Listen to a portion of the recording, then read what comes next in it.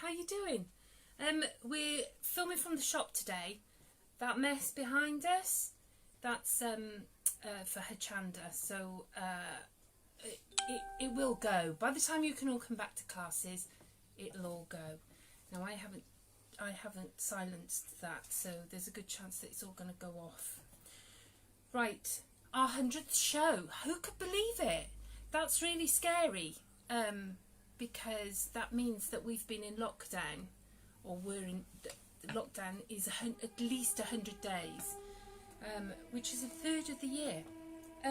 Right, so we're doing a giveaway for our 100th.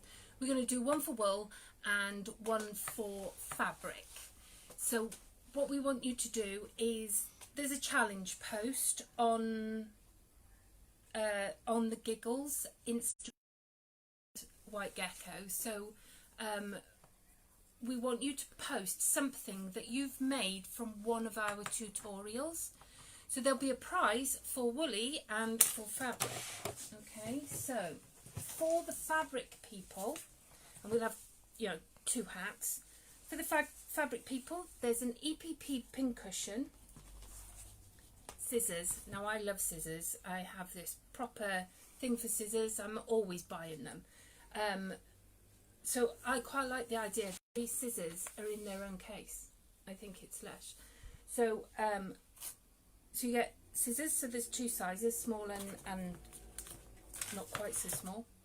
And we're going to do a Regency Romance layer cake. It's a Moda layer cake, and have a look at that colourway. It's just lovely. It's really gentle and rustic. Okay, so that's for the sewers, and for the woolly people, we've got a whole load of stuff. So we've got alpaca tweed, which is lush for a hat or gloves or a scarf.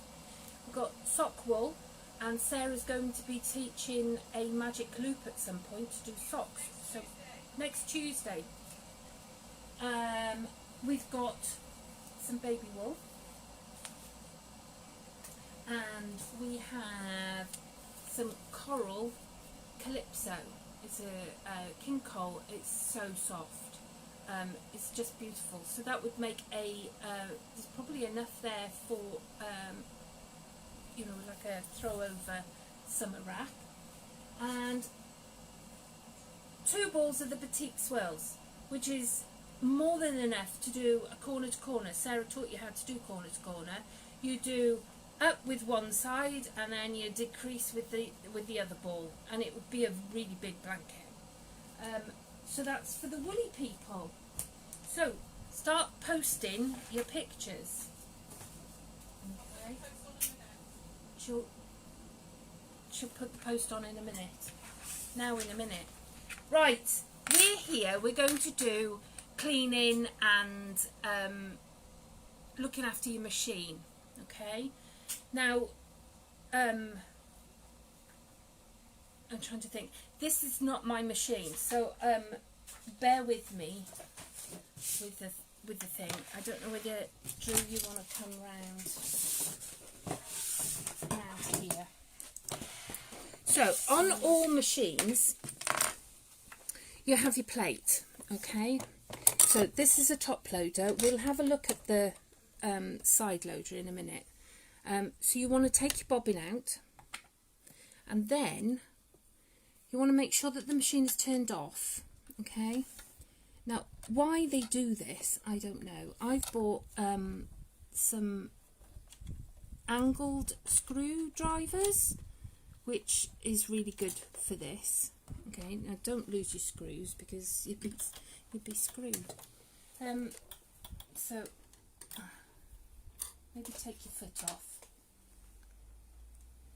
We're going to show you how to change the needle as well, because it's amazing how many of you come to class and we say, when was the last time you changed needle? Well, I haven't. You're supposed to change it you're supposed to clean your machine every 10 hours, and you're supposed to, oh my goodness, Okay, this is going to be fun. I love doing this.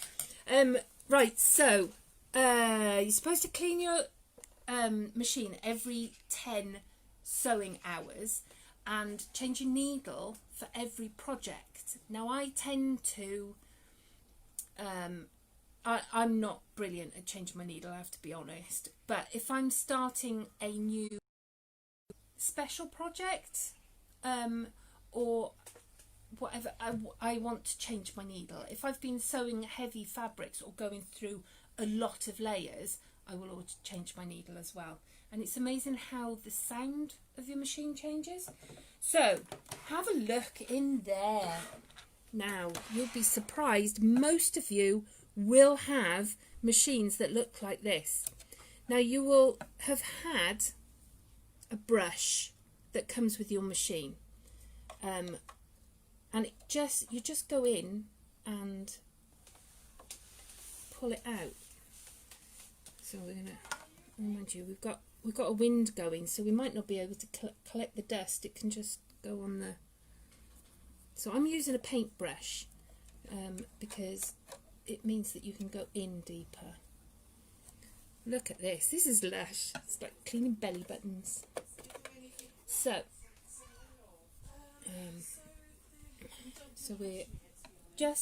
you just go in, and the paintbrush will just collect the dust. And like I say, it would be nice to be able to... Let me close the door because Drew's getting covered in dust. Just move the door. It got really hot and stuffy in here, so here we go. Right. So is it? Who's with us? Any questions so far? We've got Linda Head. We've got Suzanne. We've got Jenny. We've got Caroline, I should say. Carol, Claire, Meg's with us. Hiya, Meg. Loads of people. Right. See this? This is your bobbin tray. I think it's called something else. Bobbin. Anyway. Bobbin bed. Bobbin bed. Bobbin bed. Bobbin tray. It's the thing you put your bobbin in. That will come out, and the dust will also collect under here. Look. So you want to clean around your bobbin bed. Clean your bed. And put to one side. Ah, look at that. Bit of light in there. Get a bit of light on the subject. So look at the state on this. Now come on, ladies and gentlemen, this is what some of your machines are going to look like. It's very satisfying. So you just you need to remember to go between your feed dogs as well. Okay, so can you see your feed dogs here? Look at this. So there we go. So you can see where all the dust is just going to collect. It's just going to collect in all of these places. So see, you're going to get compacted. You'll be surprised at how good it sounds afterwards. Any questions? Or they just said hello? Lindsay asks, do you need... what do you do with your old needles? Oh, I'm coming to... I've been researching all this. It's been really hard to find old needles and rotary cutters. There are places you can send them.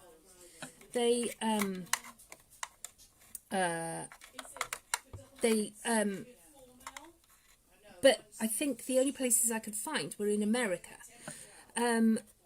I have found a chap who will sharpen your scissors.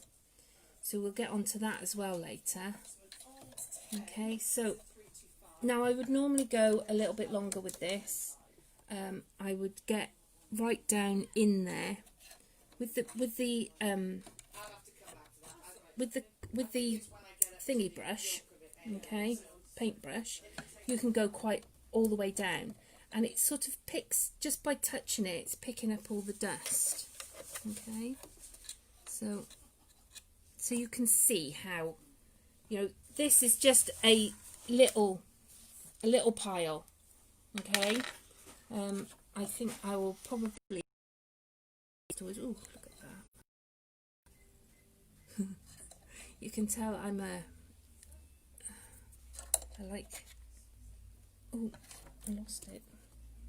There you go. So that would be you collecting the dust in there, putting your bobbin bed back in.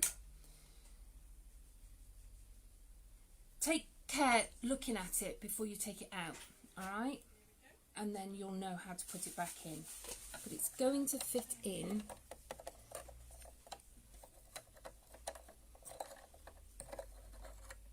Now there's probably only one way for it to go back in. So don't do what I do. I've told you before, don't do what I do, do what I say. There we go. So you know that this silver bit is going to go at the front anyway, because that's where you tuck your thread under. Alright, so we've put the bob. We're going to just check over this. This is the bit that we've taken off. So turn it over, give it a bit of a wipe. You know, you'll take longer doing this than I have, because you'll be able to get your head right in there and have a look. Alright, so you're going to fit that back on there.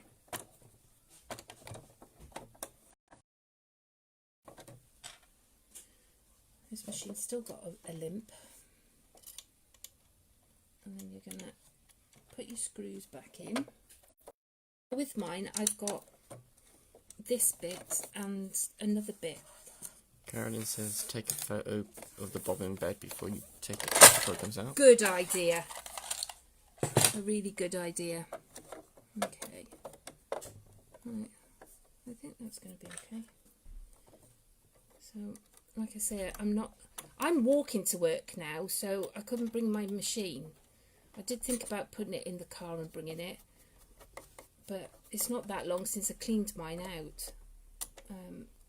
This is what started this. I sent a picture showing the dust that had come out of my machine, and I clean it quite often, really. So, right, I'm going to get these screws back in.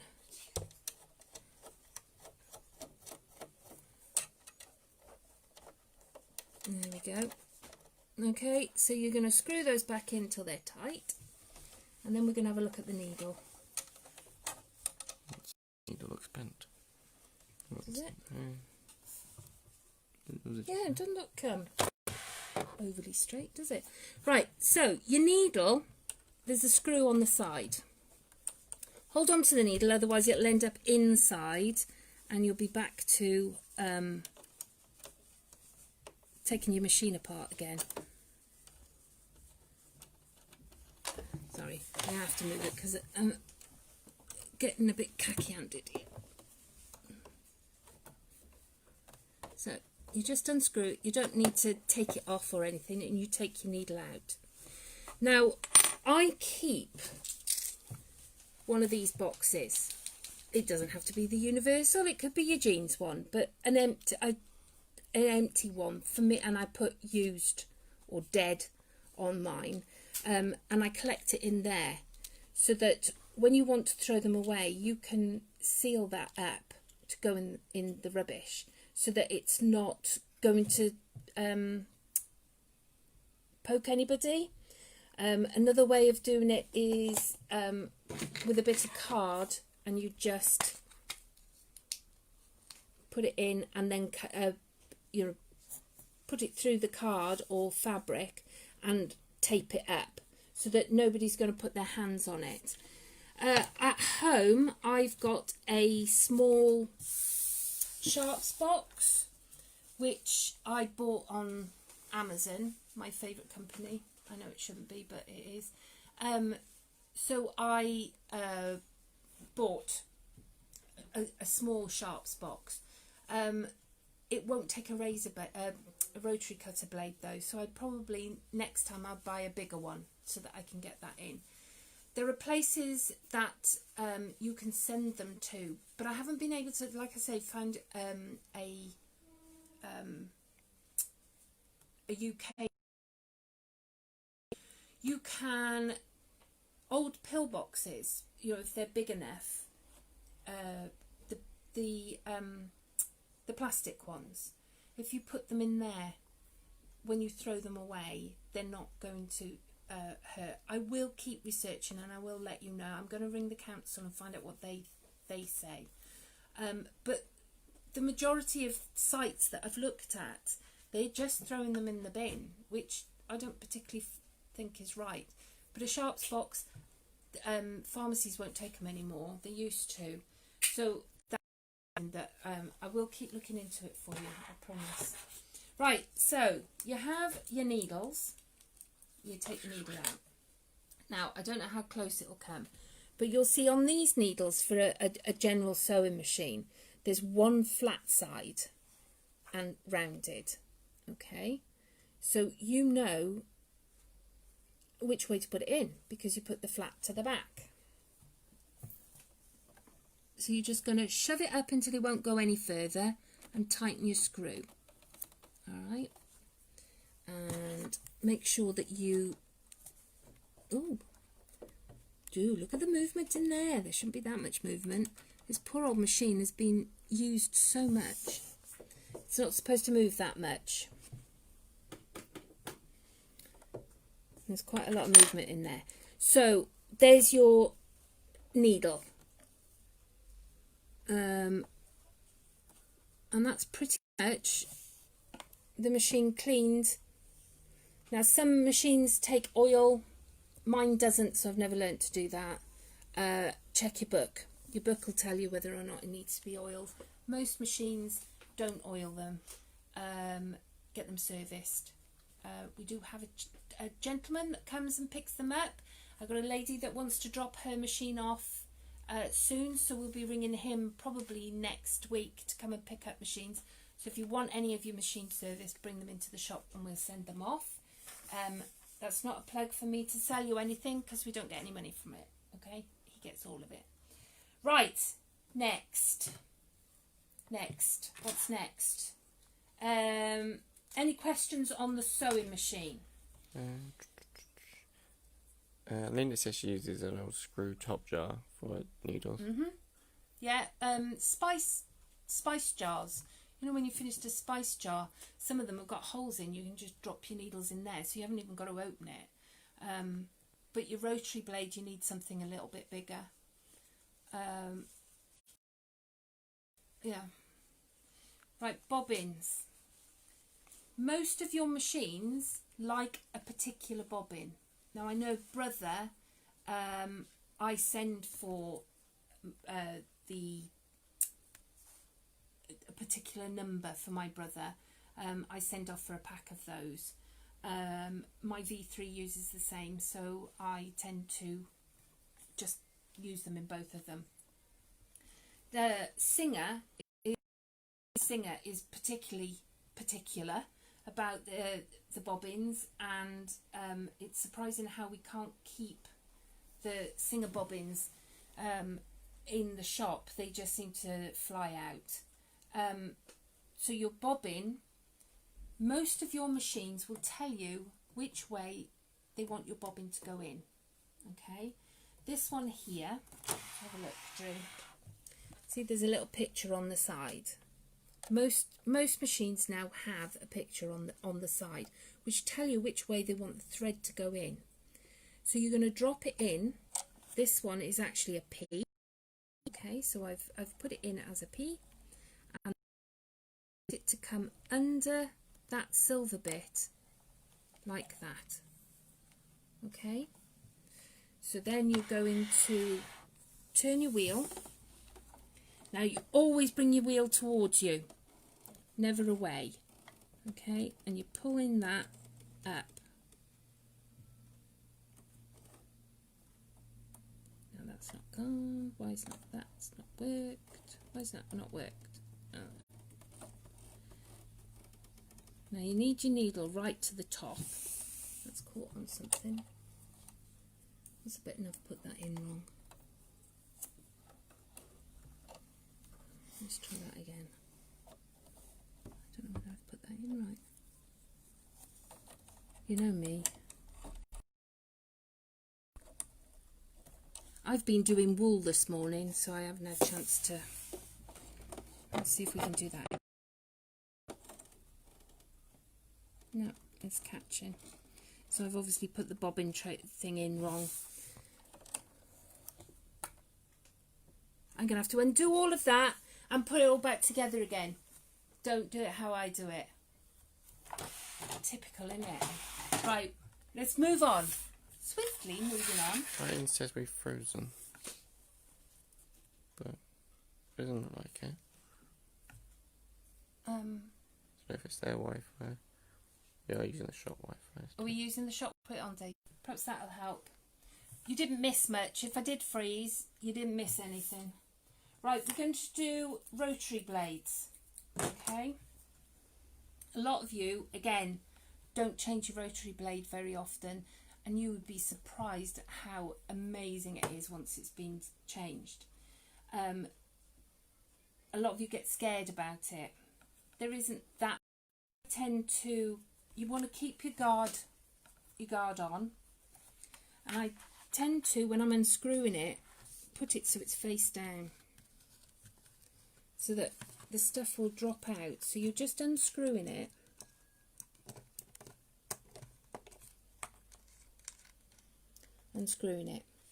so I'm going to put it down how I want it to go back on. Now this is a very important little thing, your washer. That has to go on there, otherwise your screw bit is going to go too tight. So, and I just drop it off. Okay, so we're going to get our trusty thing, and you can see all the dust that's clambered in there as well. So you want to give that a good clean. I'm actually putting more dust on it than taking it off. Hope you all learn from this. So you're going to, oh God, so you want to just move it around, put your guards back up. Okay, now this, you've got to be really careful because it might not be sharp enough to be cutting your fabric anymore, but it's still sharp enough to cut your fingers. Now you can keep a rotary cutter for cutting paper. So if you're going to cut card or paper, because quite a lot of us are polycraft yours, so you're a paper player as well. So you put that into your paper one and it'll still cut your paper perfectly. Right, blade. You're going to open the blade box. These are the ones we have in stock at the moment. You'll find that all 45mm blades will fit these 45mm cutters, surprisingly. Okay, now this one is going to be sharp. So you're going to pop that on top of your guard, okay? Try not to touch your sides. Some people are having problems watching. People keep saying it's freezing, but Mum says it's fine. Eileen says it keeps freezing, so does Linda. Which is strange. Yes. It doesn't like the Wi-Fi in the shop. The Wi-Fi's working, I can see that. I turned it off the Wi-Fi, we're using data. Oh, that's okay. I have loads. So you put your spine back in, the screw, alright, and I still haven't touched the side of it. Put your finger on it, turn it over. Jenny asked, is there a right side or a wrong side to the new blade? I don't think so. I always put it with the numbers up. There's numbers on this one, but not all of them have numbers on them. So it should be exactly the same on both sides because of the blade is tapered. Yeah. So I mean, I always put it with the numbers up if it's got numbers on. Turn it over, keep your finger on it so it doesn't drop apart. Put your washer back on. Okay, make sure that it's on there properly. This one is concave and convex, so I put it not knowing which concave and convex. I think it's in for a cave and out for a vex. Put it so that its back is towards you, so it's curved upwards, and then you're going to put your screw back on and screw it down until it's starting to move on the other side, and there you have a rotary blade. So make sure you change that as well. You'd be surprised at how wonderful they are. Now with the old blade, I would put it back in the packet, fold it over and sellotape it before I put it into the bin, unless you've got a sharps box or you're collecting them all. By the time you've all filled all your little pots with Sharpie things, I'll have found out where we can send them. Okay, so there's that.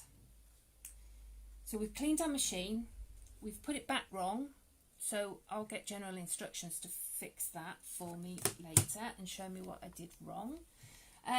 Scissors. A lot of you have been in asking me about sharpening scissors. We've got a little scissor thing that I bought from my favourite shop with a Fiskars one, and you just sort of do that in it and it sharpens it. It sharpens it. It's not brilliant, but there's a chap in Dennis that does scissor sharpening, and I've spoken to him. He will do your pinking shears.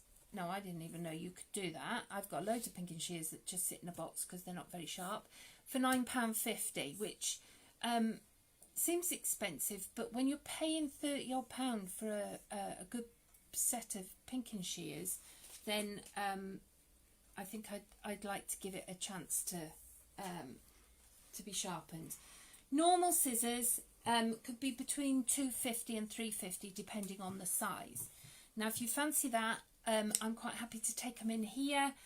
They need to be in a bag with your name and number on it, or put a luggage label on it, and I'll take those down to him because he's down the road from me a bit. And that's what I would, the scissor sharpener. I asked him about sharpening rotary blades. He said that he's not sure whether he's got the jig for it, but I'm going to give him some rotary blades to practice on, so maybe he'll get into that as well, which is no good for our shop because you'd all be sharpening rotary blades instead of getting a new one. And at £3.50 each, I think it's probably going to cost about that to have them sharpened, so I would carry on buying new ones. Any questions? Mum answered the question. Jenny said I had one of my little ones sharpened by the man who comes to the salon to sharpen the hair, sharpen the hair cutter scissors, and now they're sharp enough to cut hair with. Well, cool. Yes. I like a sharp pair of scissors. He could probably stay in business just with sharpening all of my scissors. So the fact that the bobbin didn't work has really bothered me. And I keep going back to it and keep thinking about it. Is there anything else that you needed to know? I've shown you how to clean, and you do a bobbin check. Now, the bobbins, some bobbins are metal. The Silvercrest that you buy in Aldi's, I think it's Aldi's, is they like a metal one, but most new machines now are top loaders and they like a plastic one. You want them so that they're not warped, which they can do if they get a bit warm, plastic one will warp. You don't want them chipped because your cottons will catch on those. And like I say, you want the ones for your machine. I mean, if you do a Google search on your actual machine, it'll tell you what number you need. And in the manual, it'll tell you what number you need. And that's it. I'm done.